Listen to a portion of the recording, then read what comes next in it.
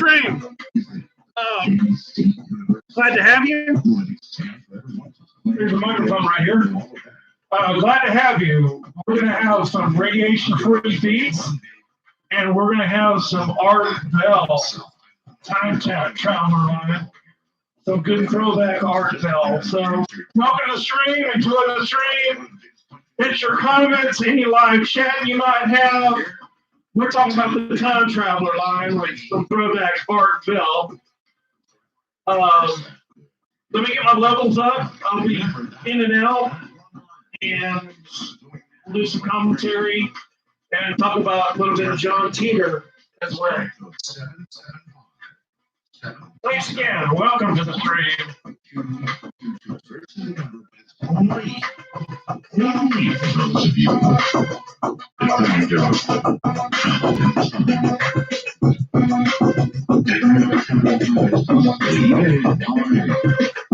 explanation of this conversation.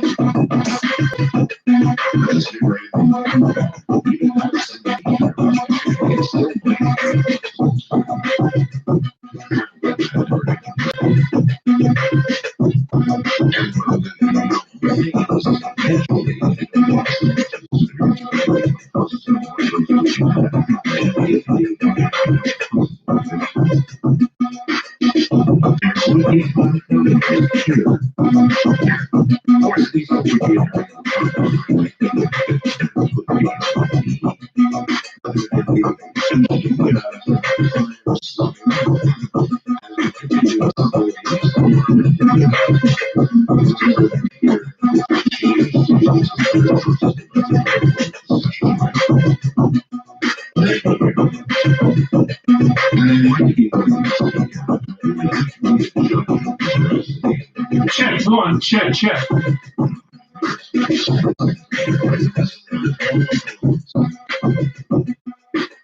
Open lines.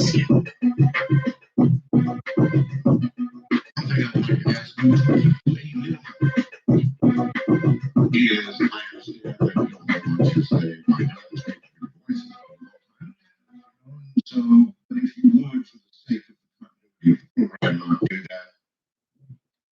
You know, so I understand why Ronnie did what he did. If you want to say dittos or whatever you come up with, say that rather than everything else. Now, listen very carefully. When I tell you we live in strange times, disease, action from the sun, action from the ground, earthquakes, tornadoes, more than we've ever had. And we do live in strange times. Right now, the sun is attacking us. Here we go a little bit of this. A recent series of 3 major flares have been observed from the sun. All of these flares have been from a complex sunspot near the region at the center of the solar disk. The flare events all reach R3 level on the NOAA radial blackout scale. In addition, an S2 solar radiation storm is in progress in association with a major flare activity. G3 geomagnetic storms can lead to problems with electrical power systems, including the need for voltage corrections, triggering of false alarms on some protective devices. These storms can also affect spacecraft operations, including surface charging on satellite components, increases in drag from Earth-orbiting satellites. It actually slows them down, and could even put them in danger of re-entering. Corrections for orientation problems, attitude effects include intermittent satellite navigation and low-frequency radio navigation problems, intermittent HF radio, and Aurora, as well as Illinois and Oregon. R3 radio blackouts result in widespread HF radio communication outages on the inside of Europe, and also in great low-frequency navigation signals. S2 solar radiation storms can lead to infrequent single event upsets in spacecraft operations. Check 1, 2, check. Possible small effects on navigation and overhead location. That's all going on right now. We are in an 11-year solar cycle. We're always in an 11-year solar cycle, folks. You know, upside, downside, whatever. We're always in it. And this one should be on the way, very much on the way right now. Cycle 23 should be pooping out, but instead, the sun is going berserk. at the moment. So, pretty interesting times, I would say. A little bit of news after 11 days at Orange. The national terrorism alert level has been dropped a notch to yellow. This is after officials determined the threat of imminent Al-Qaeda strikes had diminished. And they base all this on the amount of chatter they hear going on out there. You know, Al-Qaeda operatives presumably talking to other Al-Qaeda operatives, saying things like, who knows, the time to strike is now something. It's originally Anyway, China is denying any SARS cover-up whatsoever. They didn't cover anything up. China says they didn't. A top Chinese health official denied claims that Beijing tried to hide the seriousness of the SARS virus, saying Friday government warned about SARS as early as February. An early efforts slowed by poor information and encouraging, they say it's an encouraging sign that the World Health Organization said Friday it will remove Singapore from the list of countries affected by the SARS virus because now they've gone the requisite 20 days with no new cases. Now the war. You know, I'm not really sure why we fought the war. I'm very glad that our troops did impeccable manner that they did, and of course they really did do their job. You got to give them that. They did a hell of a job. But you know, I don't know why we fought the war, and I still don't. And look at this today, Washington Major. The United States on Friday announced a major expansion of so far fruitless efforts to find chemical or biological arms in Iraq, forming a team now. Get this, of 1,400 U.S., British, and Australian experts who are going to take up the hunt in Iraq. The Pentagon named Army Major General Keith Payton to head the new Iraq Survey Group, which is going to go and try to find alleged arms that Washington cited as its main justification for the invasion of Iraq in March that toppled President Saddam Hussein. Or at least his statue there on the horse that toppled. No such weapons have been found. And the move was announced just hours after Lieutenant General James Conway, the top U.S. Marine officer in Iraq, said that U.S. intelligence was, quote, simply wrong, end quote, in leading the military to believe that the invading troops were likely to be attacked with chemical weapons.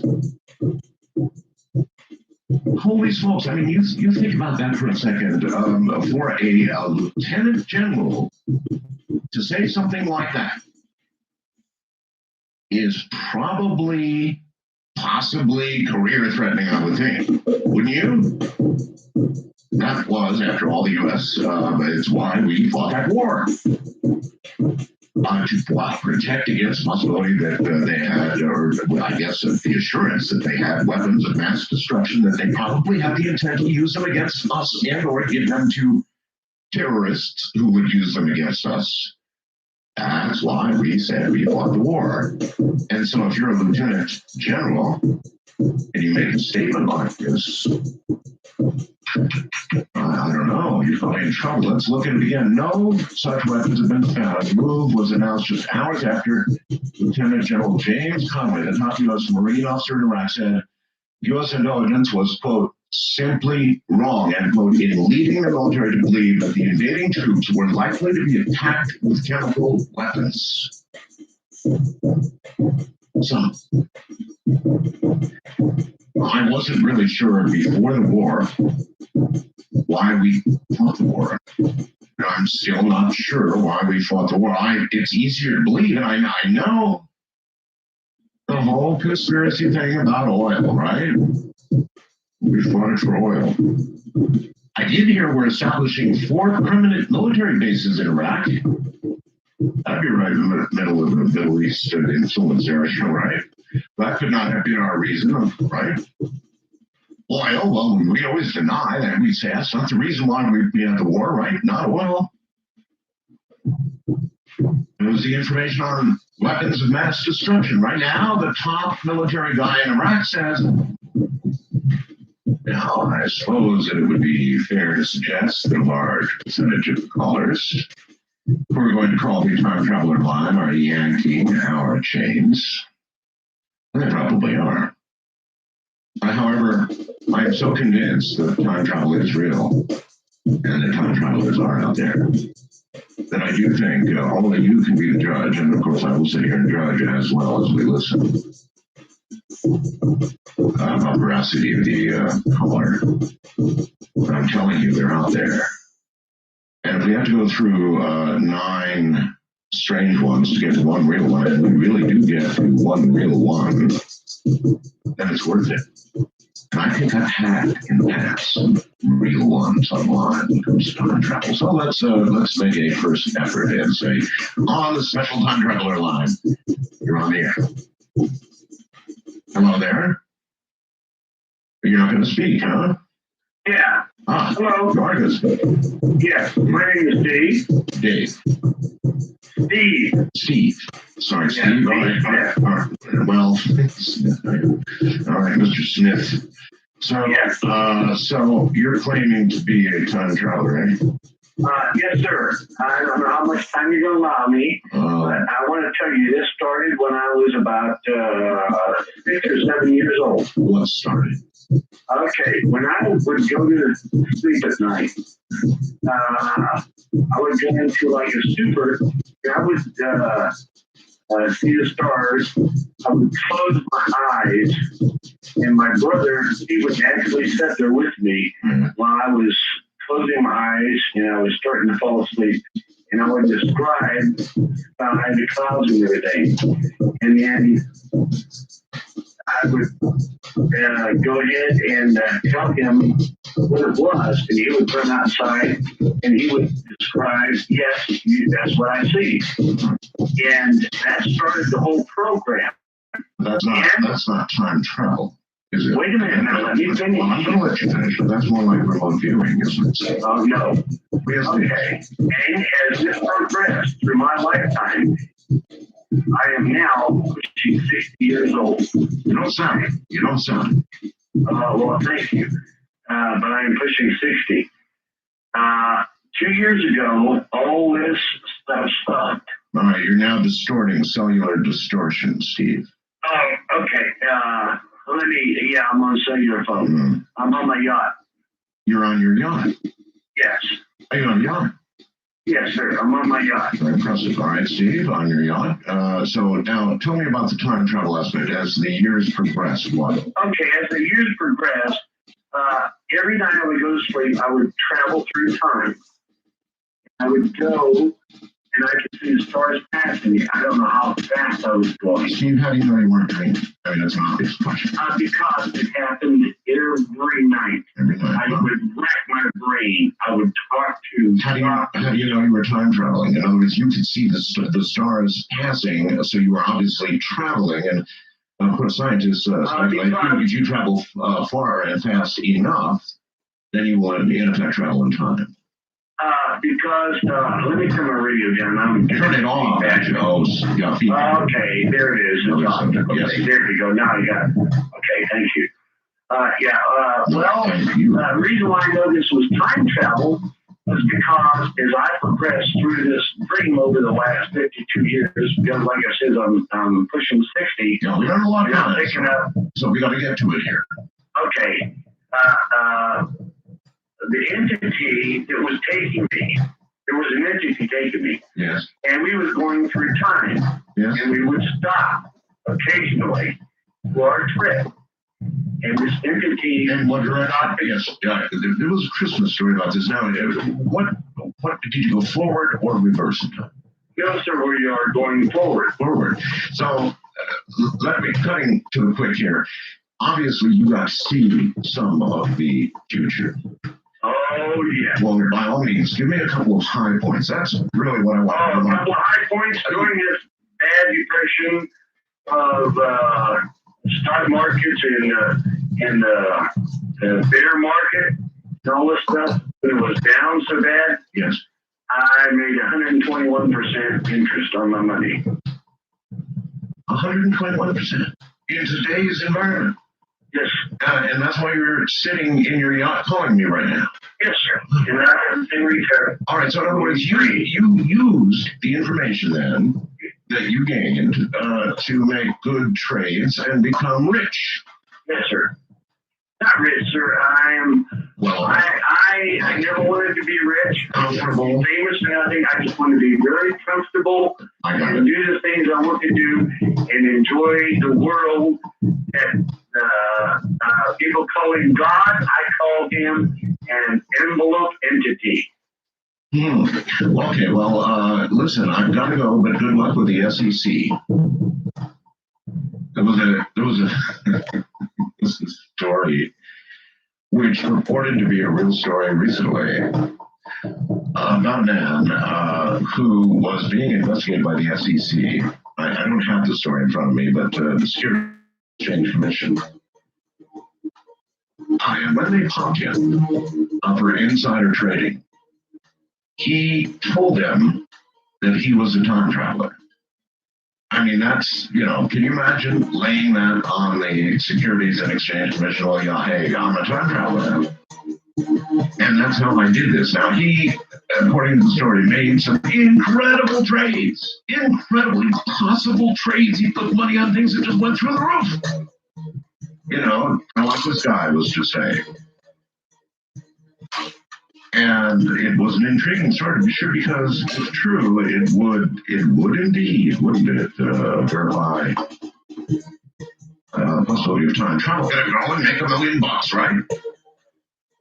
And why not? Well, the Lord comes you through home. Well, yeah, the people would do it. It's human nature. If they knew, then like Steve there on the yacht, they'd get themselves comfortable. So, never know. Wildcard line, you're on the air. Hello. Oh, hello. Hello, Art. Hello, yes. How you doing, Art? This is Mike in Montana, California. Hey, Mike. How you doing? Yeah, that was an interesting call, by the way. Very weird. But, I wanted to bring up last night's guest. I heard most of the conversation last night. Yes. About intervention. Oh, you mean Yeah. as in God putting his head down and stopping a car accident or doing some good or bad or whatever. Yeah. Well, I believe that there is a God because he works miracles. The one thing why I believe that he works miracles. Okay, I understand that, and I understand you probably have a good reason for thinking he works miracles, and sometimes it seems like he does, but he also works. Mysteriously. Well, see, that's, let me get as dramatic as you're getting. But let's face it, millions of Jews, went into gas chambers. I mean, horrible, horrible things happen. And, is it the same hand? Yeah. Yeah. Yeah. The Jews have gone through so much horror. It's not just the Jews, sir. There's horror around the world. Yeah. I mean, just horrible things happen. So War has been going on. yeah, exactly. So is this all intervention, sir? To me, I think that God works because we allow our free will to take over and to do the wrong thing, and to do the wrong thing, to the right thing. So then are you saying that when bad things happen, it's our free will, when good things happen, it's God? That's the intermediate. No, not particularly. Not in a good way. I believe that, give an example. Like I have a cousin in Chicago. This could have been for the last year. He's been just veteran. There's been a lot of grief amongst his family, especially his aunt. She's the mother of my cousin. Yes. There's a lot of things but that's what I'm talking about. I'm talking about serious ways that can work. But that is, on the outside, that's always the answer you get when it's inexplicable. And yes, it cannot be explained. Then inevitably you get the God works his ways, the mysterious ways. That's the only answer you get. And for many, it's not for me. It's not for me. And I'm not saying that I don't believe in God, because I think I do. Actually, I absolutely think I absolutely think that's my phrase. I'm pretty sure there is God. I really lean heavily on that side. But I do have questions, and a lot of clergy are not able to answer them. I think that's true for a lot of people. A lot of times that's the only thing you get. You get an answer to the bad things, the terrible things that happen. Well, it works in mysterious ways. Well, they really are mysterious. You gotta accept that, or else Eastern Rockies, you're on the air. Well, yes, sir. Burlington, Vermont. Way up in Burlington, Vermont. Listen out. The response to the last caller. Oh, God. Two lots. One supernatural, one natural. And we violate either one, there are any consequences. It's just something to think about. Well, which do you think is the greater power? Yeah, listen, in reference to the bacterium falling from outer space. Oh, yes, yes. Okay. There was a report on television. Meteorologists did a study with dust storms and little leaks being carried into the stratosphere, staying there until they're precipitated. Mm-hmm. Now, when the bacterium that was brought to the stratosphere would drop down under precipitation, then that bacteria would be accountable for disease. Yes, sir. Yeah. All right. Well, yeah, sure. I agree with you completely. I've got that story here, and yeah, this is very interesting. I mean, this appeared. The article is "SARS in the Stars," right? You might want to look it up. It's in the Lancet, very well respected medical journal in Britain, and they are finding stuff coming to us from space. They recovered biomaterial at high altitudes that only could have come from space. Now, we are constantly being bombarded by ice in the form of varying things. If you're, piece of a comet, a little tiny cometary piece, there, it's water, it's actually water. And inside that water, there could be bacteria that once they hit the atmosphere and things are a little warmer and nicer, why, they begin to percolate.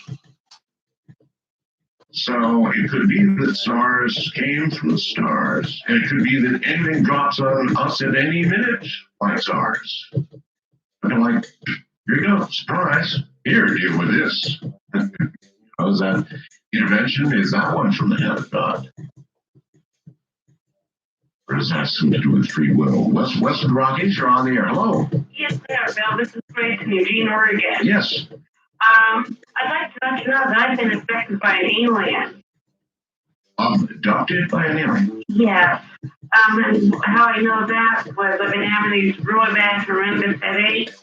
Yes. A lot of people have headaches, right? That doesn't mean they've been created by aliens. True, but I had an MRI done, and there's 2 growths in my brain.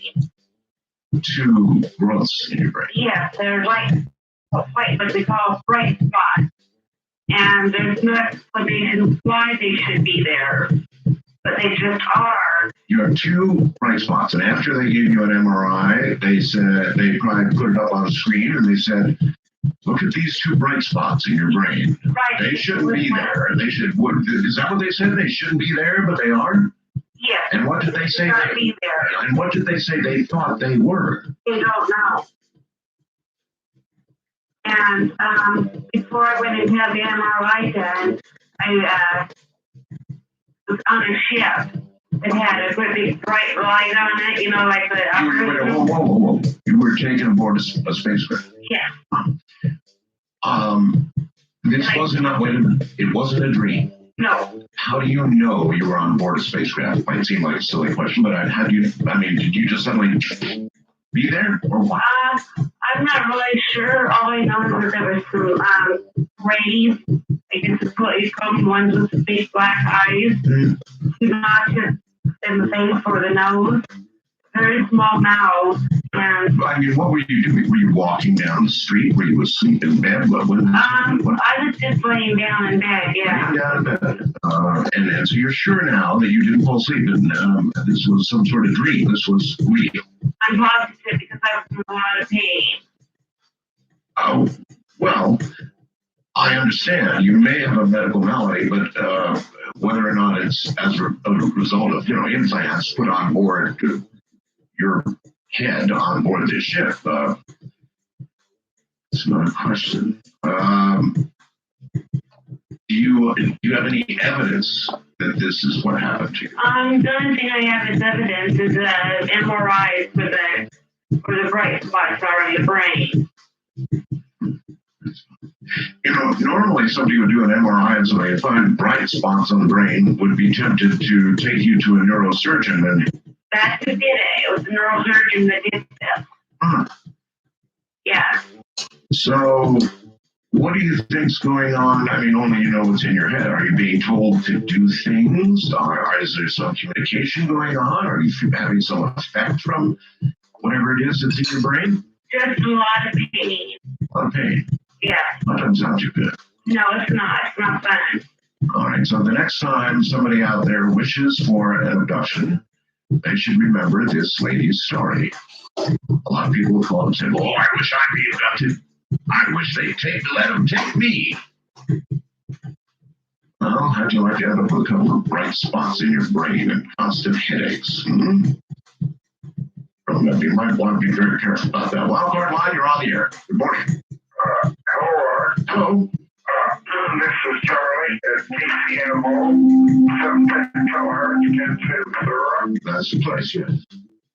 I've got a solution, I think, to the UFO field based on one of your calls You have a about solution? 4 years ago. Wait a minute, you have a solution to the question of UFOs? Yes. Why the government keep it secret? Why? I have a feeling that the caller called in about 4 years ago and said that he had met a grave from the future, about 50 years in the future, Yes. and that, I don't know if you remember the call or not. Not specifically, but I can picture it occurring. And I'm wondering if that's the reason. We were ordered off the moon, according to a Robert O'Dean report on George Norrie.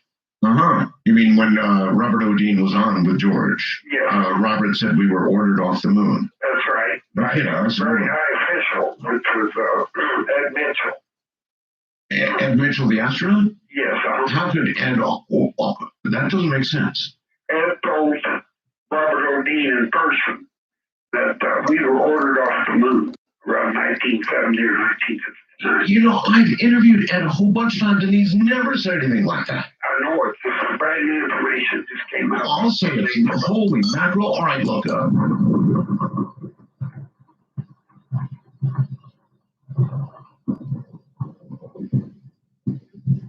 Once again, into the night on my time traveler line. You are upon the air. Hello. Hello. Who am I looking for? I'm looking for a blonde no. Okay.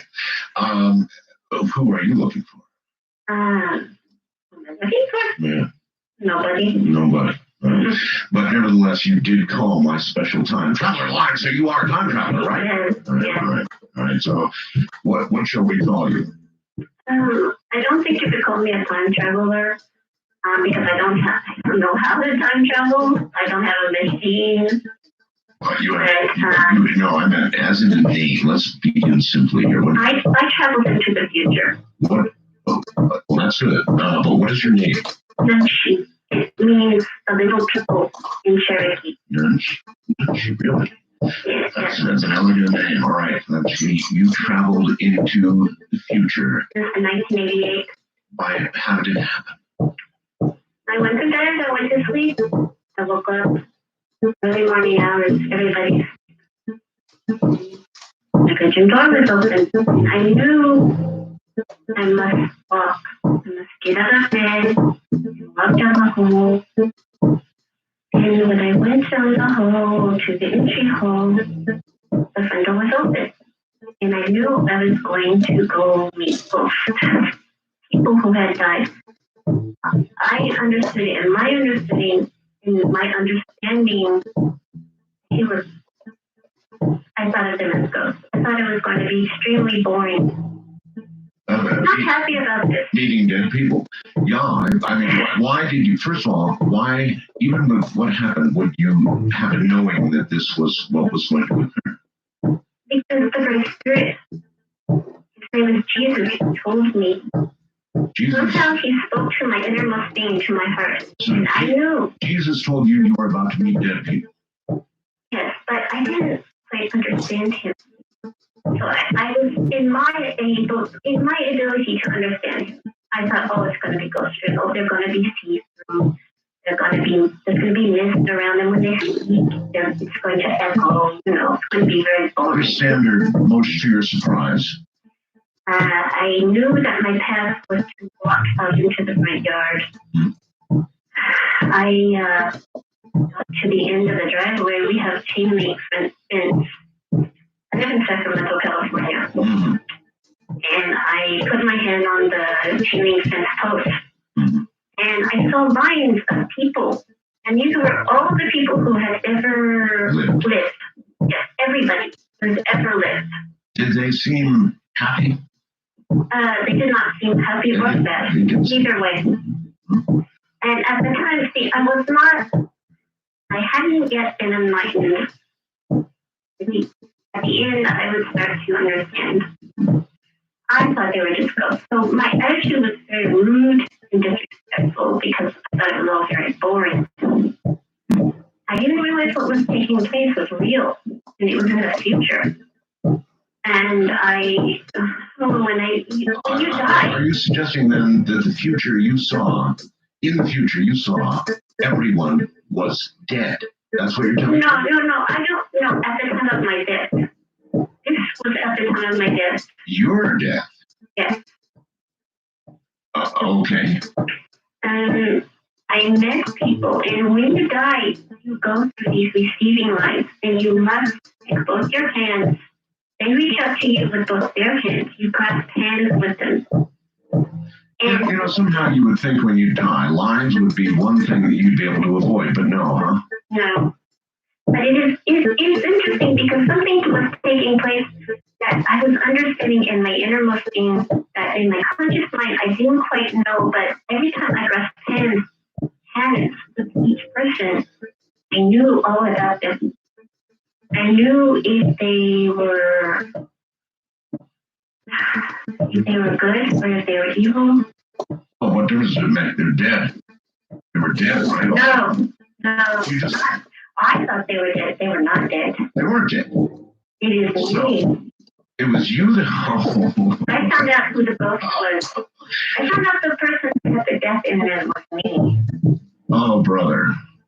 Okay, so this was your death experience, huh? No, I mean, I know that when I die, I know it is going to be on the street. I know the name of the street. And I know that when I die, I will go to that receiving line, and I will not be afraid. All right, well, it was very real. All right, yes, I've got that, right? Well, I guess in a sense that might qualify as time travel, but that's awfully loose. Now, what am I talking about when I'm talking about time travel? I'm talking about real time travel, which I suppose is laughable unto itself in a way, isn't it? Because we don't really know that time travel is real. I just strongly suspect that it is. Very strongly, and we will encounter one. Her experience was interesting, though, wasn't it? What a surprise. You're going to meet dead people. Well, she must not have heard correctly, because it turns out she was the one that was dead, and that was her death, and she's going to go to a line when she dies. I can't even imagine that.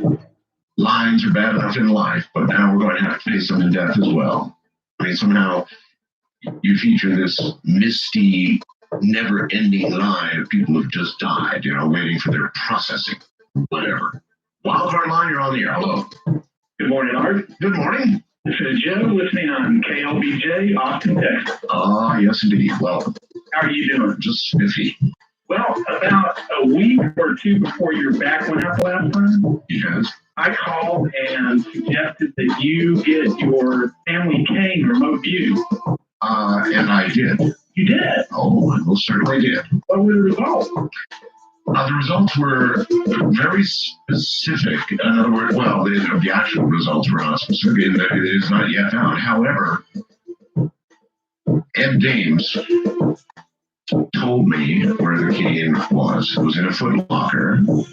And actually, it's entirely possible. We're looking for an aunt of mine who may have received a Foot Locker after my father's passing, in which it is said that cane is contained. Now, we're searching for her now to have her look for exactly that. So there's no end result yet. In other words, we haven't reached her and we don't know.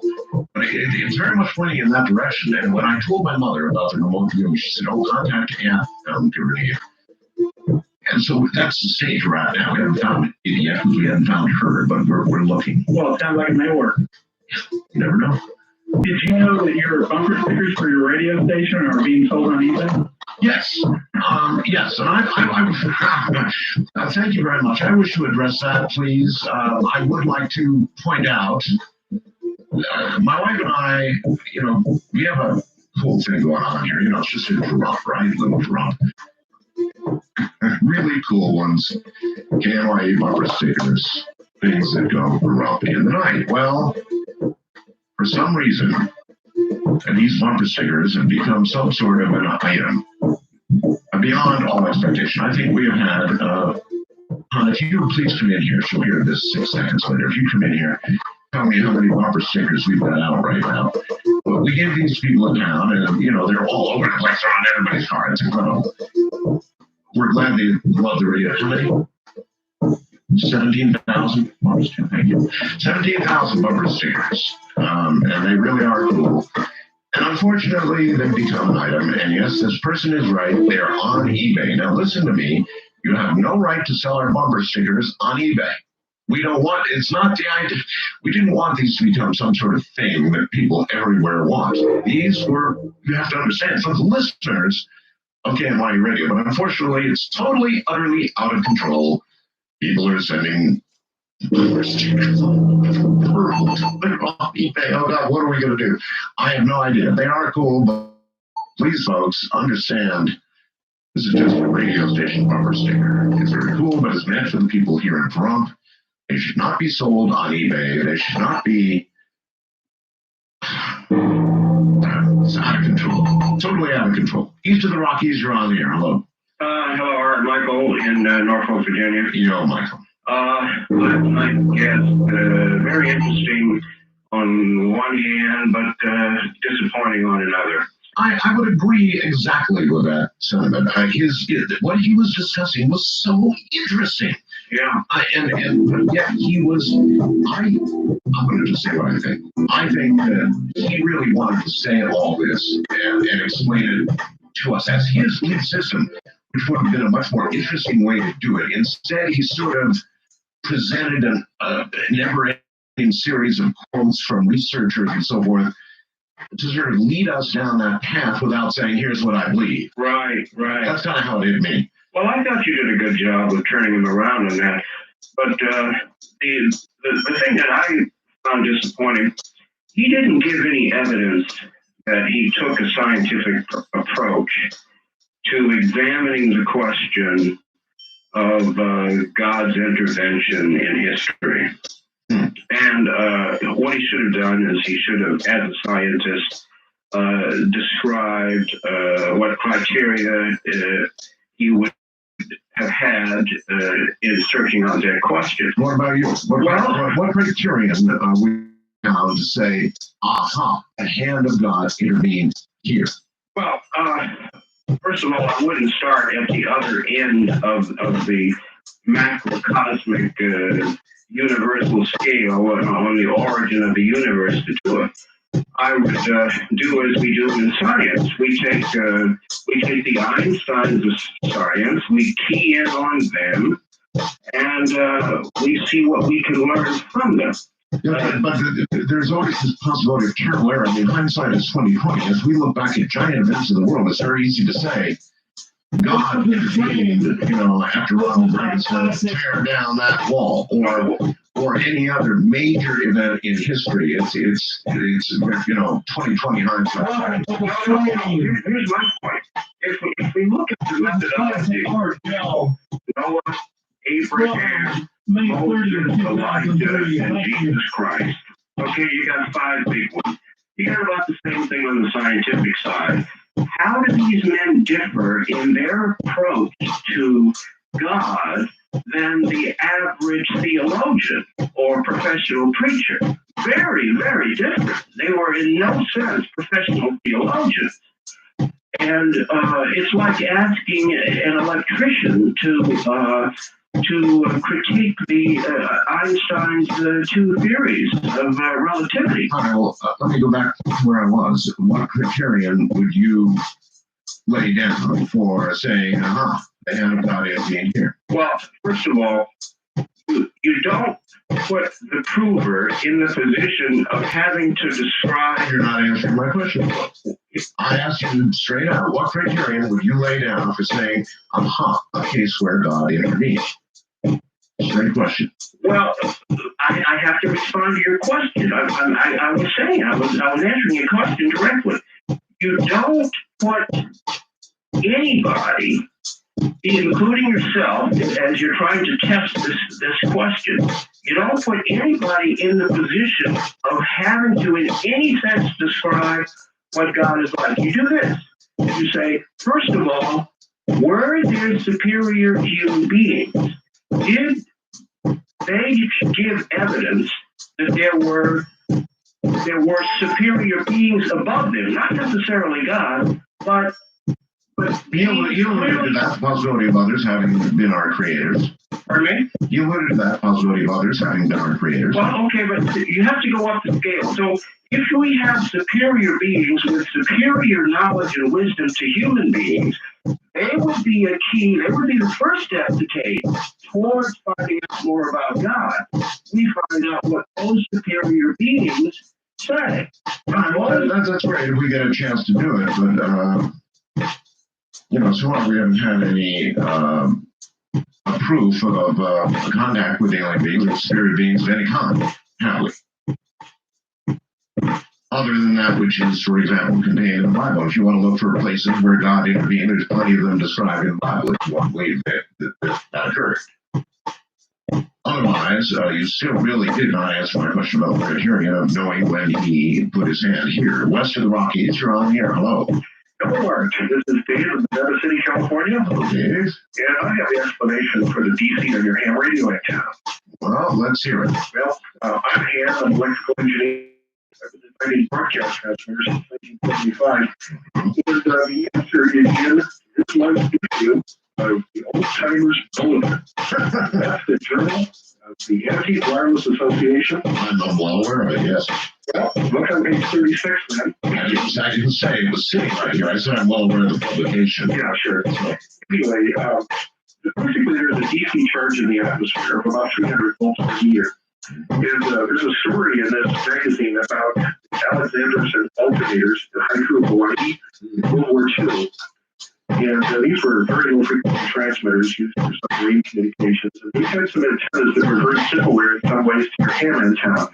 They had cables that were 2 miles long, 2,200 feet high over the valley of the Amazon. They also did it buried in the Midwest or something. Lower frequency. That's right. This is 16 kilometers. The ones you're talking about were in the air. They were up in the air. And as a result, the author mentioned that it had to be grounded for some repairs, and he was there when the night switch was opened and moved the ground and he observed 4 inches apart. I know. But this is not trivial, and while what you're saying is absolutely true, I mean, it's undeniable. I'm experiencing it right here.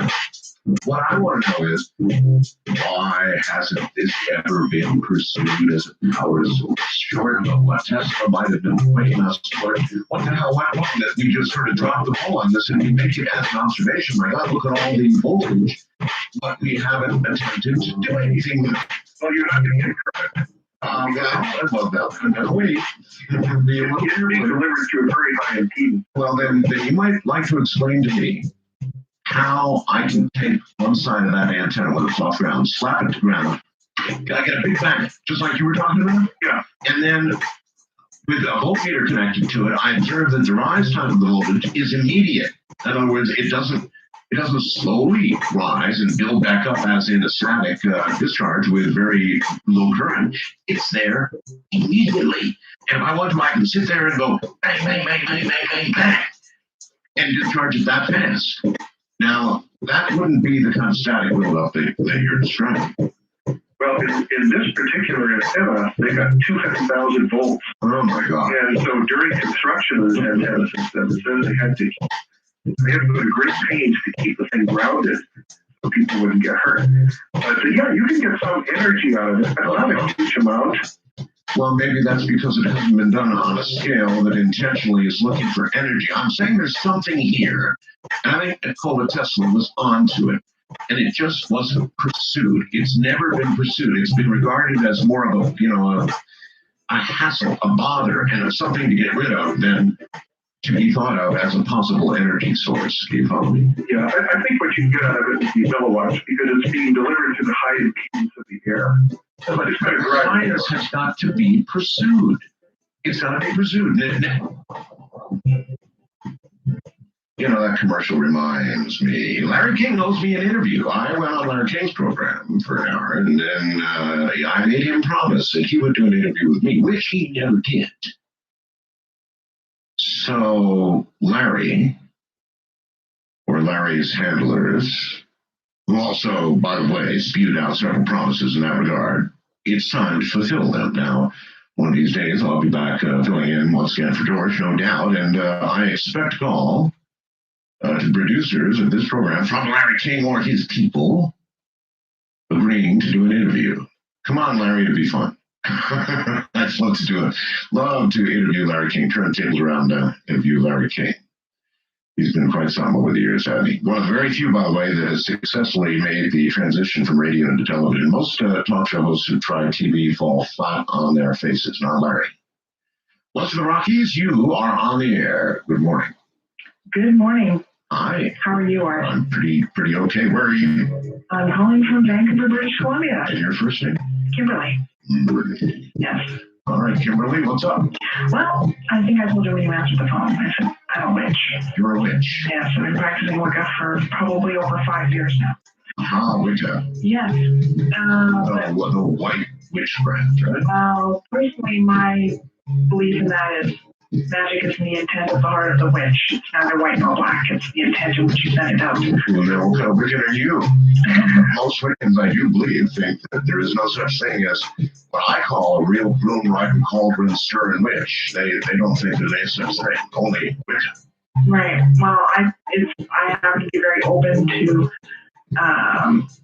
all forms of witchcraft that are out there, although Wicca is the religion part of it. But I personally don't believe in casting harm on someone, but if it was deemed necessary, I could try to find a safe way to do it without harming too many people. Including yourself. Including myself, exactly. But the reason I was calling, you had a show on quite a while back when I first started listening to you about people who have this strange reaction when they get around electronic equipment. It seems to break down on them. Yes. And I notice that happens to me usually after a ritual for about a week later. I screw up the computer. My watches don't work. The microwave goes on the You're exactly the kind of person that I would let anywhere near my room. It doesn't happen very often, just usually, and the effect goes away for a while until I happen to generate I bet, but being in the wrong place, wrong time, you could destroy thousands, if not tens of thousands of dollars of electronic equipment just like that. Yeah, well, it's freaky when it happens to me because it actually drains me to the point where I get sick usually. Because I've given so much back that in terms of what I put out, it's just okay. So you can have it back. You're a Pentium killer. Yeah, I try not to be, but I can't help it. These things happen. I just like after when I go meet my friends, Yeah. afterwards, after a, Are they still your friends? Good. they have a very hard time. I generate so much energy that it's kind of like I'm walking around with this aura about 10 feet around me. Pop light bulbs. No, just mainly, I can't wear watches on my wrist. I can wear them around my neck and they're fine. I can't wear watches on my wrist. I can't be near the stereo. It makes the radio stations jump. Well, I don't know what to say to you except stay the heck away from me. I just dearly love all my electronics, and see somebody walk into the room and then snap, crackle, and pop. That'd be heartbreaking for everybody concerned. Anybody else out there with that kind of an aura? There really are people like that. There really are people like that.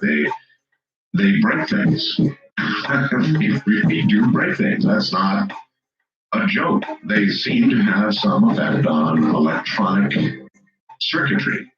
And I don't have the faintest clue what it could be, but I know that it is true. These people get around things that otherwise work well. But give them a couple of minutes in the area of your DVD, and she says all she wrote. On my time traveler line, you're on the air. Hello. Hello? Hello. So, yes. My father died several years ago, and he used to take these 8mm movies. And as you know, the 8mm movies you could look at just by hand. You could see each little frame. Oh, sure. You can pull it and just, I did a lot of that, and just look at each single frame. That's right. Lovely. So what he did was he took these 25-foot reels and then he spliced them together to make a 400-foot reel. Now, the last 25-foot reel that he took, I did not open. For some reason, I didn't open that for about 20 years. I don't know why, but I just didn't. When I finally opened it up and I tried to squint to see the little pictures and see what's in it, Yes. all of a sudden, I felt a change in my mental state. I felt that I was myself from the 1960s visiting in the 1990s. Oh, isn't that interesting? Isn't that interesting? Because there's something called a flicker rate. I don't even know if I can get this all out correctly, but there's something about looking at a certain flicker rate that affects the human brain frequently. And so there is something to what you're saying. And so you're saying as you began to run these frames past you, you began to move into them, sort of, be a way to say it, I guess, huh? Yeah, my mind, I felt I was myself in the 1960s visiting the 1990s. But it wasn't flickering. It was just in my hand. I was just looking at each frame. Well, you were producing the flicker rate, you see. Yeah. You were actually leading. Yeah, I was. But the thing is that afterwards, I have tried to do this again, and it has not worked. It hasn't worked. How, at the time that it did occur, how real did everything seem? How affected were you? I mean, were you totally immersed in this time? Were you actually there? Were you catching little flickers and flashes of it, or were you there? How far to go? No, I felt that I was visiting.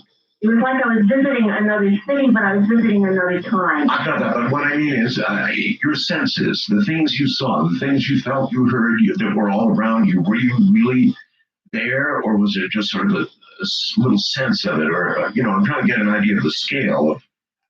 No, I was in the 1990s. I was aware that I was in the 1990s, but for myself, in other words, any knowledge that I had gained, like I studied stenotype in the 1960s, now I know it.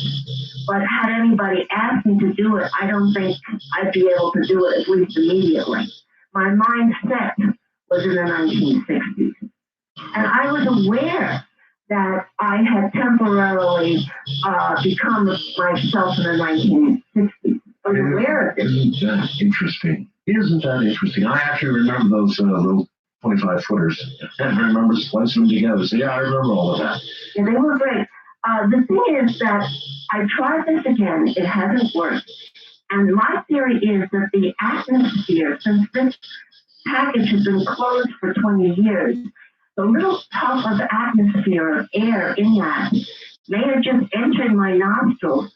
So I think that if you go into an Egyptian tomb without the the idea of getting treasure, but simply going back in time.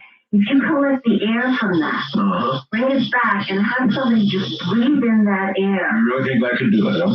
I don't know. All right, well, all right, thank you. That's a very interesting story. Now, I don't know about your theory of it being a little bit of trapped air from that time, but I think I would personally lean more toward the whole concept of you're reeling that in front of your eyes, that old 8mm stuff where you could look at it frame by frame and where you could produce a certain flicker rate. I'm not trying to dictate your experience. I'm just saying that as you unwound that and looked at it, you produced a certain flicker rate. So it could be another good theory would be that when you reached a certain flicker rate, as you unfolded this film, something happened. And you were taken to that time. You were, in essence, actually there for a moment. You opened it up a little bit. That could be. Easy as your theory, anyway. Wildcard line, you're on the air. Hello. Hello. Is this a first-time caller? No, it isn't. It's the wildcard line. Sorry. Well, that's all right. I mean, you're on the air. Well, I'm a first-time caller, and I've been waiting, so well, I don't want to. Here you are. You're on the air. So now's the time. Okay. Well, I want to address the question that you posted to the guest that was on last night. You're asking, did time exist before the Big Bang? Right. Assuming there was a Big Bang. Right. And I think we can answer that by using inductive and deductive logic. If you imagine pure empty space in a vacuum, the kind that you'd find like in your TV set, the tube of it. And if you add now the element of time, this space will start to curve. And before it reaches the point of infinite curvature, it will start to break up like foam. This occurs around 10 to the minus 31st power. But wait, in empty space, if we were to imagine before there was anything before God or wherever they were produced as Big Bang, there's only space. There's no objects. Right. Therefore, there is no ability for man or alien or anybody to measure time. So there couldn't really be time. The only way you can have time is if you have at least two objects that are moving with respect and relationship to each other. So you can measure that movement and say, aha, time passes, things change. Well, see, you're absolutely right. But now we're just going to assume that the element of time exists. And if we do allow this, then that space will start to curve. And it'll start to curve in on itself. Before it reaches the point of infinite curvature, it will start breaking up. You're talking about space? Yes, pure empty space, like in a vacuum. See, I just can't wrap my head around that. Pure empty space. How can pure empty space be doing anything prior to a creation? Pure empty space is just that. It can't wind around anything. It's empty. That's right, but we can observe that in our own universe, the space does curve. And when it does curve... I know, sir, but that's a universe filled with things like planets and suns and all the objects that we have seen in space. So there are things there, and now we can see that curvature that you're talking about. But how can you postulate it was there prior to the existence of anything material? Okay, now we're just going, just for a second now, let's assume that it was that way, that it was totally empty, it did start to curve, and when it reached this point of infinite curvature, it started breaking up as foam. This is called multiplying interconnectedness. That's what Albert Einstein called it. And each one of those little points is coming into existence and disappearing randomly. And each one of those points is connected to the other point. On this side of the universe and on the other side of the universe, what happens to one point will happen to the other. Now, we've got to assume this, but if we do assume it, we can explain how matter came into existence. because each of these little points are points of energy. Now, I know we had to, take, a giant leap of faith there. Yeah. Well, sir, it's the same giant leap of faith that you have to take regarding the Big Bang. You're just simply requiring us to take the leap at a different point. That's all. You're sort of pushing forward this theory about empty space being responsible for the creation of matter, but still, when it gets to that instant, you're making us take the giant leap of faith. That's just as hard to take, frankly, with regard to the Big Bang. The whole that came out of something smaller than a quark. Everything that now is, that you can see all the stars, all the planets. It's just every bit as big a leap of faith your way as it is the old Big Bang way. East of the Rockies, you're on the air. Hello. Hello? Hello. Yeah, hey. Yeah, you indeed, yes. I'm a first-time caller, and I'm not a time traveler, so I couldn't call on the first-time caller on. But I'm listening to you on AM 800 in Windsor, Ontario. Oh, yes, of course. But I'm in Port Huron. Okay. A little bit farther north. I just had a comment about, a question about your antenna. Okay. I think I heard something on some cable channel years ago about this gentleman who had refurbished an old mill. He had a water wheel, and he was producing energy. Yes. And he said, and I haven't been able to get online and verify it, I wasn't that interested, but he said something that it was federal law that the local utility company had to buy that energy from him. That is correct, yeah. Well, I don't know about federal law. In some states it is law, like in California, for example, and even in other places. But there's small print, and what they don't tell you is that in a lot of places, like the one I live in, for example, yes, they have to, by law, buy it back from you. Yeah. But, and it's a big but, they will only buy it at wholesale rates. They'll sell to me at retail, but they expect me to sell to them at wholesale. He thought it was really cool that instead of him sending the utility company a check every month, they sent him one. Well, yeah, it can be done. It can be done, but again, I actually went down there and talked to them. They said, I got to put in another meter, and we'll only buy from you at wholesale rates, big discount rates, and on the other hand, if you need it, we'll sell it to you at retail. I thought, that doesn't seem right. Yeah, it's probably not producing much to make it worthwhile to install the equipment and everything either. No, but there would be certainly incredible joy, wouldn't there, in watching a meter run backwards. Yes, it would. And maybe getting a little teeny check from the utility company and sending them a huge one. Instead of a building, yeah. Yeah. That's right. Okay, that's all I had to say. I won't monopolize the time. All right, thank you very much. Take care. Yes, I generate electricity here, and so I checked into it. And believe me, that is the deal. Now, in California, I'm told it's a little different. And in California, they probably have to pay you what you pay them, which seems to me to be fair. Or maybe I've got it all wrong. Maybe as a supplier of electricity, it's only fair that they don't have to pay from their point of view. I'm sure they don't have to pay me more than they pay other suppliers of electricity. But perhaps to them, that would seem unfair. From my point of view, I ought to be able to sell it at the same rate I buy it for, but I don't know. It's one of those things. And we really don't have time to take another call. I want to remind you that our time traveler line is open.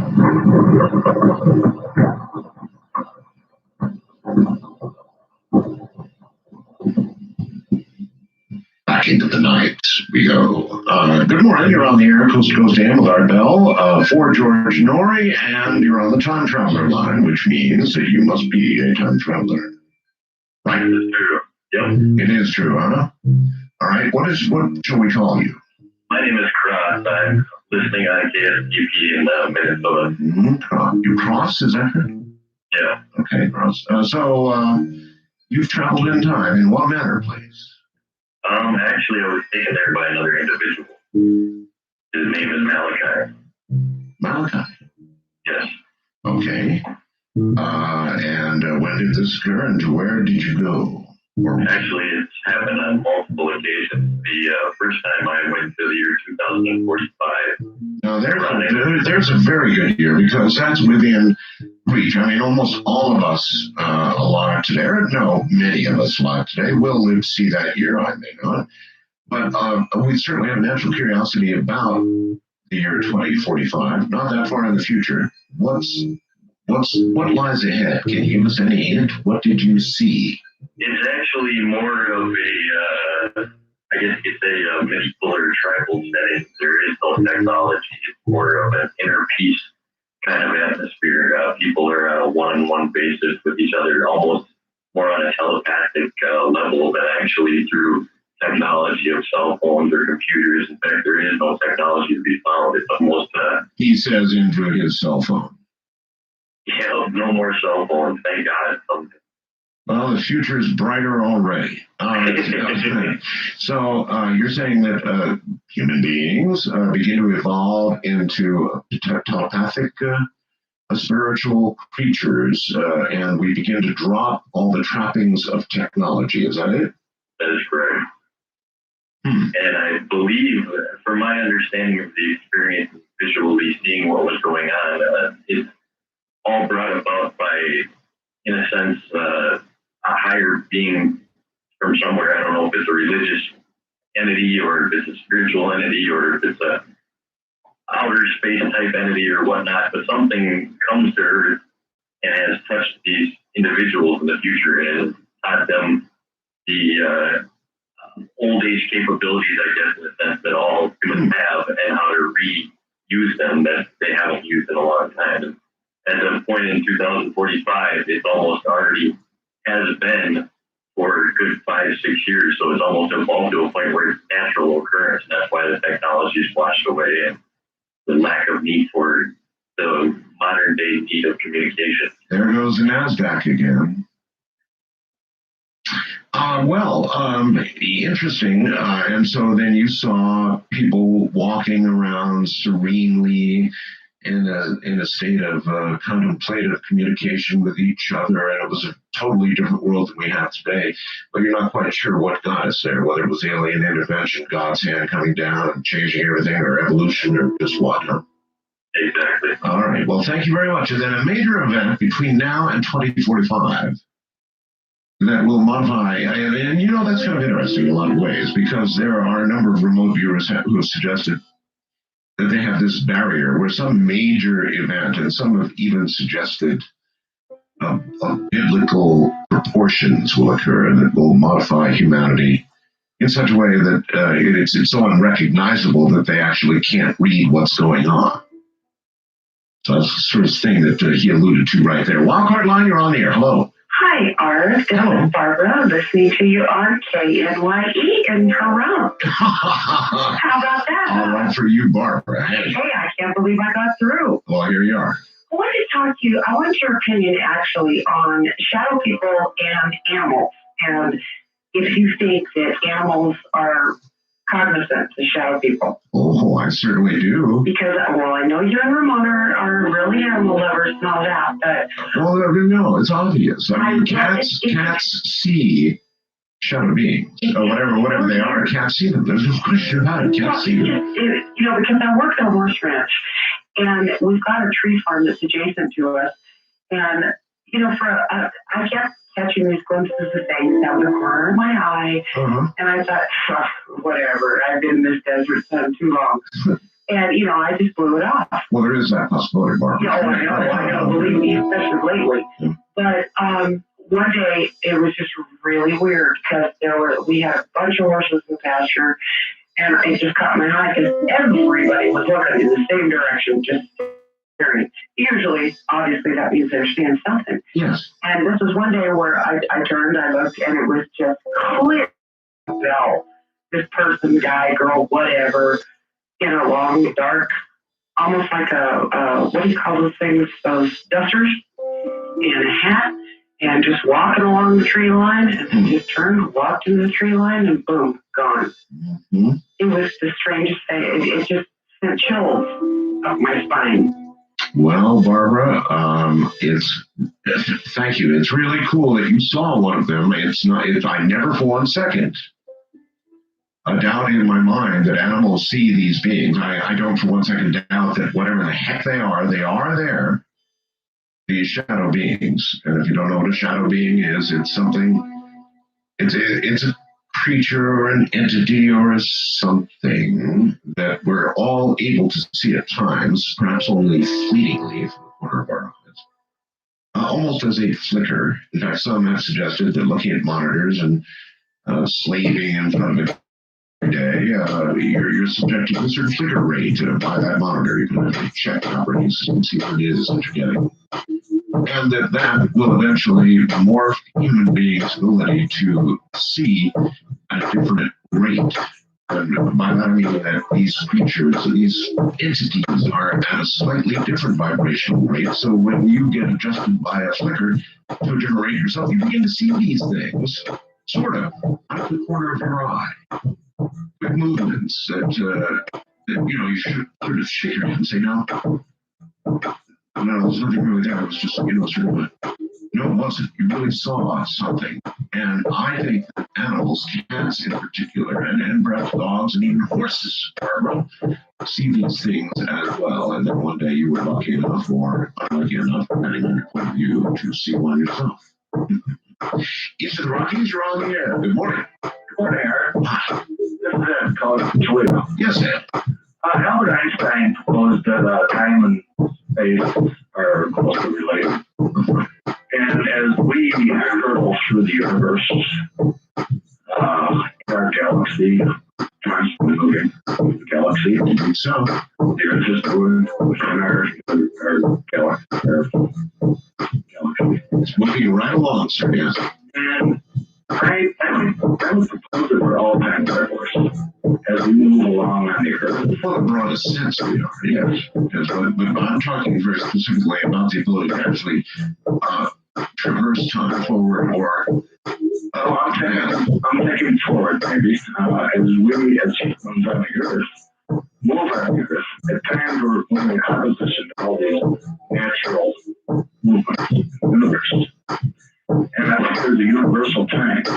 And as we move on the Earth, in opposition to this natural movement, I think we get out of with time. And we've all experienced deja vu. I believe at some point we get to a point where we've moved enough in opposition that we're out of with that universal time. And therefore, we experience deja vu. And so we don't get all out of whack. At some point, we have to come back. And so we experience deja vu, and we're back into whack. Time. So I think we're all time travelers. All right, well, I don't know if I agree with that. Deja vu is just the sense that you have been somewhere or done something previously, right? And that's lining a pretty intricate theory around that feeling, which could come from anything. It could be very meaningful or not meaningful at all. It could be just our little neurons firing in a specific way to go, wow, I've been in this room or something. It could be simply a sort of little misfire of a couple of neurons, or it could be something very profound. I don't know, but that's jumping to quite an elaborate theory regarding the deja vu experience. West of the Rockies, you're on the air. Hello. This is Joe in Tucson. Hello, Joe. Hi, I'm not a time traveler, but I am an astronomer. Okay. I'm calling, I want to say that one of the fond moments I remember on your shows in the past was when a time traveler, a self-proclaimed time traveler called you and addressed you as Senator. Addressed you as Senator Val. I was rolling in laughter at that. It was great. I was too. I loved it. That's about the least likely thing to ever happen to me. Sounded appropriate, though. It's just you. No, it doesn't. I am intrigued, but more repulsed by politics. Well, I just like. So it's an unlikely thing to occur. I like the very respectable assembly. That's the way. And if it does occur, then time is one mean mistress indeed. I'll tell you, because I don't like the whole process of politics. Yeah, I wanted to talk about the Vatican Observatory. Oh yes, That's really why I'm calling. all right. George, the past couple of weeks has raised some interesting questions about it. Good. And I don't think he's gotten a full answer. He was perplexed as to why the church would in fact have an observatory. Well, what, pray tell, do you think the Catholics are up there looking for? Well, I have a pretty good idea. I know a number of the Vatican astronomers personally, and have known some of them since 1982. But even the Vatican astronomers, in quotes here, might not know what they're looking for. I mean, the Vatican, at the Vatican, they have in mind something very specific. What do you suppose that might be? Well, first of all, we have to start where your dear friend Malachi Martin began, which was that he talked about the Jesuits and how they are in the church the most scholarly and the most intellectual order of all the priests. Okay, they do study academic subjects very intently, and they do really groundbreaking research in the field, just as other workers in secular, non-religious workers do in the field. And that stretches all the way from medicine, practical fields, even engineering, and even astronomy, basic research in astronomy and astrophysics.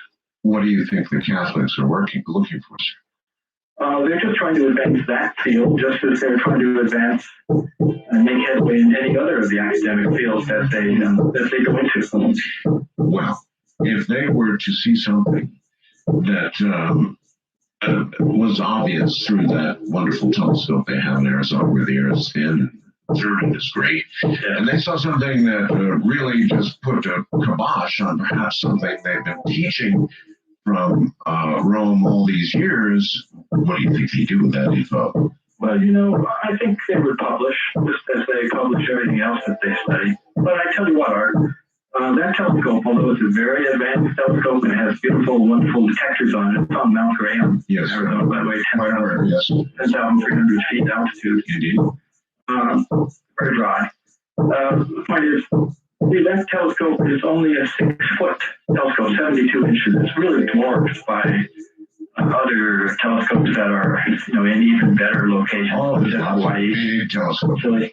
But it's a substantial telescope, and the fact that they have it to themselves means that they can use it every single night and look at exactly the direction and what they can look and try and find what it is they're looking at. The question is, what are they looking for, sir? Oh, the whole work. That is, everything from every specialty, beginning at galaxy studies, elementary studies of stellar evolution. That is, the life cycle of normal stars, supernovae, even planetary work. And what do you think they want to know? I think it's one of the Psalms says that the heavens declare the glory of God, and so they're taking that seriously. Oh, I bet they are, and I bet they're looking for something that certainly has to do with God or has to do with the whole concept of a maker, the whole concept, or perhaps even the search for those that might have made us. I mean, no telling what the Catholics might see from our brain. It's fundamental research, basic research in science. Of course, that gives insight into the world and insight into all of creation. That's really what they're up to. There's nothing hidden, I believe, and there's nothing that is... I'm curious then, have you ever heard of the catacombs? I've worked side by side. Have you heard of the catacombs? Of course. Yeah, there are these great secret chambers that man you talked about, Malachi Martin, mentioned that are beneath. Secrets are held and kept for generation after generation after generation. Now, that doesn't sound too open to me. Well, just casually looking at it, I mean, there's secrets. Maybe it amounts to something like skeletons in the closet, because I understand there are bones in those catacombs. Yeah, well, maybe there's bones in the air too, or in space. And what I'm getting at is, I don't necessarily accept that what you are suggesting that the Catholics are looking for, what everybody else is looking for now, right now. I think they're looking for something very special, something perhaps secretive. Are they known to keep secrets? Yes. They're catacombs. We know about that. So they're looking for something they haven't told us about, and it's pretty intriguing to imagine what that might be. Do I think it's as casual as any astronomer's observation of the heavens? No. I think that the Vatican is driven by something specific. Now, I don't claim to know what that is, or even have a hint, but I think there's more to it than meets the eye piece. First time caller line, you're on. Actually, Time travel line. You're on the air. Hello. Hi, my name is Steve. I'm from New Jersey. Steve, turn your radio off, please. Beg your pardon. Very Yeah. important thing to do when you call. We have time delay here. So, Sorry about that. all right, Steve, are you a time traveler? Yes, I am indeed. I've been traveled in time and in space as well. Oh, I had first experience when I was, I think, about 19 years old. I was kind of a band, and I loved auto racing. And suddenly I saw the auto race before it happened. really? I saw a crash. And it was a mortal wound to the driver, and I called my mom. Okay, this would be more commonly referred to as precognition. This was not something that was about to happen. I suppose in a sense that's time travel, isn't it? Precognition. I have one experience like that only. So you made a call. Yes, I called mom and said, let me know what happens because I called something very frightening. And indeed, everything I saw was what happened about 2 hours later. And as far as spatial is concerned, I'm one of those people that every time you have a guest on, I've had almost every experience that most of your guests have. It's just been like that my whole life since I was a small kid. Well, I've been on here a long time and had a lot of guests. That would mean that you are a very experienced person indeed. Well, I'm not bragging about it either. I'm not saying that it's done me any good either. But I have been inside spacecraft. I have traveled through time. I'd be on your show if I wrote a book. I just never wrote a book. What kind of spacecraft have you been? Well, just went back to the mid-'80s, and I don't know if you have time for the story, but I'll make this quick as I can.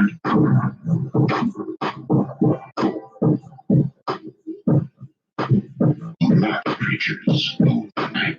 First time, actually, time traveler line, but we were talking about a ship here, weren't we? You're back on the air again. We were talking about a ship. You were saying something about being on a ship, right? Yes, sir. Okay. Where and when and how? What? Well, okay. It started in the mid-'80s when I started meeting a bunch of people who told me that I glow. For whatever reason. You glow. They tell me I glow. Really? Have you observed this glow yourself? I mean, can you? No, I did not. Okay. But the first person told me was a very religious person, and they told me that it meant that I was surrounded by God. The second, this was in Princeton, New Jersey. The second person said it to me was in a place called Oath, South Carolina. When I went to Darlington to see an auto race.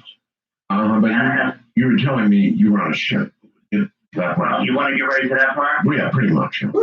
Okay. Well, I met some people who told me that they were people that received writings, and they received a writing from space people for me. Automatic writings? Yes. Yeah. And they read it to me, and it sounded more like me than me.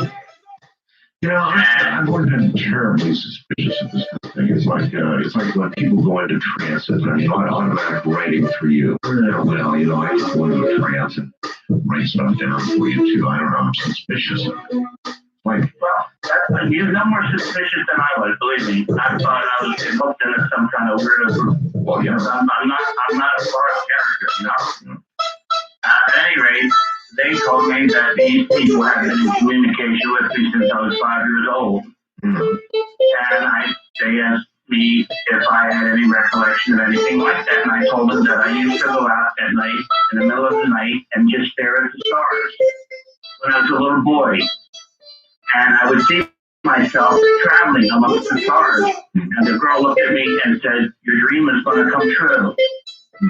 And when she looked at me and said that, her eyes got 5 times as big as they were before, and they were this green color like a cat's eye. And at the moment I saw those eyes, she said to me, "If you could only see your eyes right now, you would understand." Betty Davis eyes. I don't know about that. But anyway, they took me out and asked me if I was interested, and of course I was.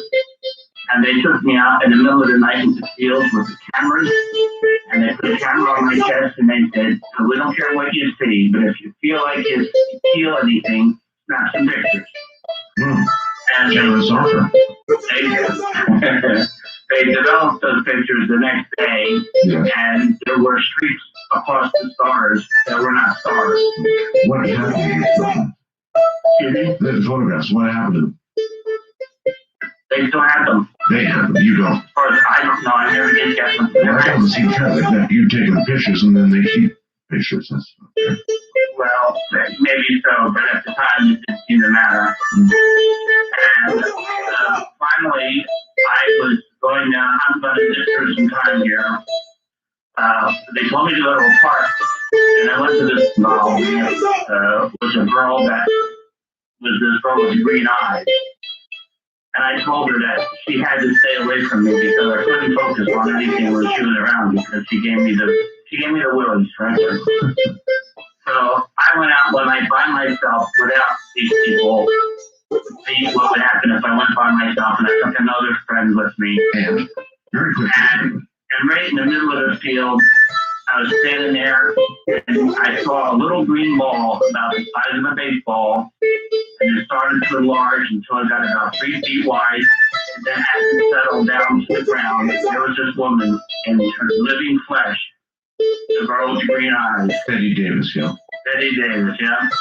So I went home and I called this person on the phone and I said, "Where were you just now?" And she said, "You know darn well where I was." And that was your trip, Alicia. No, just idea that for you. Well, we don't have any more time, so I mean, you've taken us there as far as you can get us in this call, I'm afraid. I guess the ship trip will have to wait. Thank you for joining the stream. Appreciate it.